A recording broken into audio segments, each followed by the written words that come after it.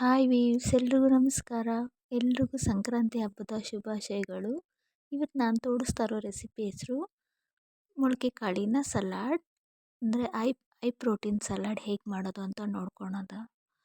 ಇದು ತುಂಬ ಒಳ್ಳೆಯದು ಆರೋಗ್ಯಕ್ಕೆ.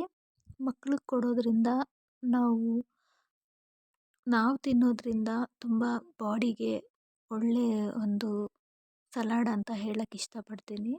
ನಾನು ವೀಕ್ಲಿ 1 ಡೇ ಆದರೂ ಇದನ್ನು ಮಾಡ್ತೀನಿ. ಮಾರ್ನಿಂಗ್ ಟೈಮ್ ತಿನ್ನಬೇಕು.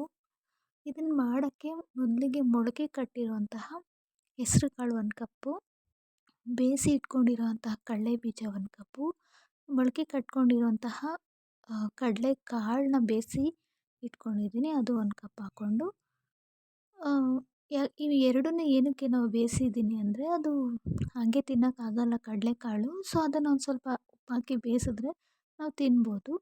ಒಂದು ಅರ್ಧ ಈರುಳ್ಳಿನ ಚಿಕ್ಕದಾಗಿ ಕಟ್ ಮಾಡಿಕೊಂಡು ಹಾಕ್ಕೊಂಡಿದ್ದೀನಿ. ಈರುಳ್ಳಿ ಹಾಕೋದ್ರಿಂದ ಸ್ವಲ್ಪ ಟೇಸ್ಟ್ ಚೆನ್ನಾಗಿರುತ್ತೆ.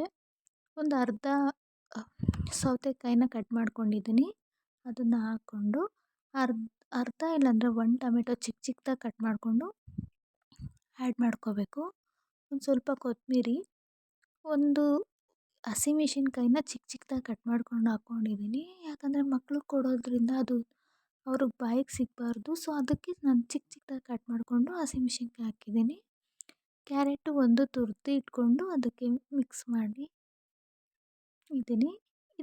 ಇದನ್ನೆಲ್ಲ ತಿನ್ನೋದ್ರಿಂದ ನಮ್ಮ ಬಾಡಿಗೆ ತುಂಬ ತುಂಬ ತುಂಬ ಅಂದರೆ ಪ್ರೋಟೀನ್ ಸಿಗುತ್ತೆ. ನಾವು ದಿನ ಆಹಾರದ ಜೊತೆ ನಾವು ಇದನ್ನು ತಿನ್ನೋಕ್ಕಾಗಿಲ್ಲ ಅಂದ್ರೂ ವೀಕ್ಲಿ 1 ಟೈಮ್ ನಾವು ಇದನ್ನು ಟ್ರೈ ಮಾಡ್ಬೋದು. ಒಂದು ಸ್ವಲ್ಪ ಉಪ್ಪು ಮತ್ತು ಒಂದು ಸ್ವಲ್ಪ ಪೆಪ್ಪರ್ ಪೌಡ್ರ್ ಹಾಕೋದ್ರಿಂದ ನಮಗೆ ತುಂಬ ಬೇಗ ಹೊಟ್ಟೆ ಹಸಿಯುತ್ತೆ.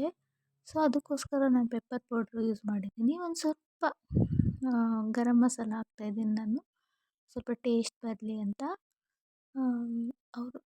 ನಾವಾದರೆ ಹೇಗೆ ಬೇಕಾದ್ರೂ ತಿಂದ್ಬಿಡ್ತೀವಿ, ಮಕ್ಳಿಗೆ ಕೊಟ್ಟರೆ ಅವರು ಟೇಸ್ಟ್ ಕಂಡುಹಿಡಿತಾರೆ.